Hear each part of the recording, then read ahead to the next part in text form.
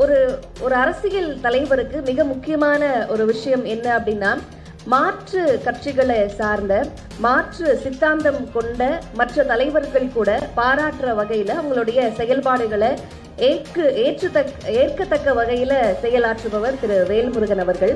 அடுத்ததாக நம்ம இன்னொருத்தரோட காணொலியை பார்க்க போகிறோம். இவங்க நமக்காக அமைச்சிருக்காங்களா அப்படின்றத ஆச்சரியப்படுற வகையில் நமக்கு ஒரு சர்ப்ரைஸாக கூட இருக்கலாம்னு நினைக்கிறேன். பார்த்துடலாம் தேவி. தமிழக வாழ்வுரிமை கட்சி தலைவர் திரு வேல்முருகன் அவர்கள் எங்களை பாசிச பாஜக அப்படின்னு சொல்லி பேசுவாரு. அப்பெல்லாம் எனக்கு கடுமையா கோவம் வரும். சரி, திருப்பி சண்டை போடுறதுக்கு எங்களுக்கு வாய்ப்பு கொடுக்க மாட்டாரு சபாநாயகர், எங்களுக்கு பேசுறதுக்கு மைக் கொடுக்க மாட்டாரு. அதனால சரி, ஓகே, பொது மேடைகள்ல பொது வெளிகள்ல அவருக்கு பதில் சொல்லும் போது அதுக்கு சொல்லணும் அப்படின்னு சொல்லி நான் நினைச்சுக்குவேன்.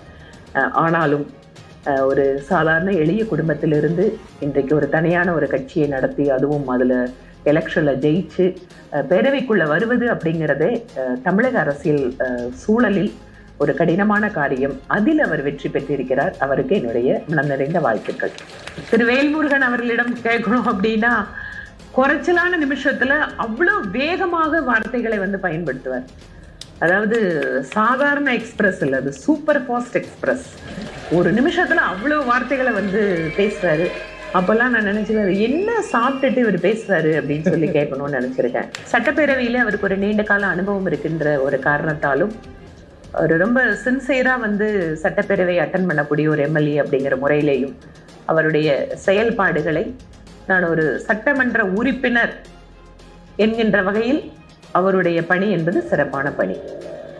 அதிலும் மாநில அரசினுடைய அறிவிப்புகள் வருகின்ற பொழுது அல்லது தீர்மானங்கள் வருகின்ற பொழுது இதிலெல்லாம் முதல் நபராக அந்த வரிசையில இருக்கிறதுனால முதல் நபராக அரசாங்கத்திற்கான ஆதரவு கரத்தை தன்னோட அழுத்தமான வார்த்தைகளால கொடுப்பாரு.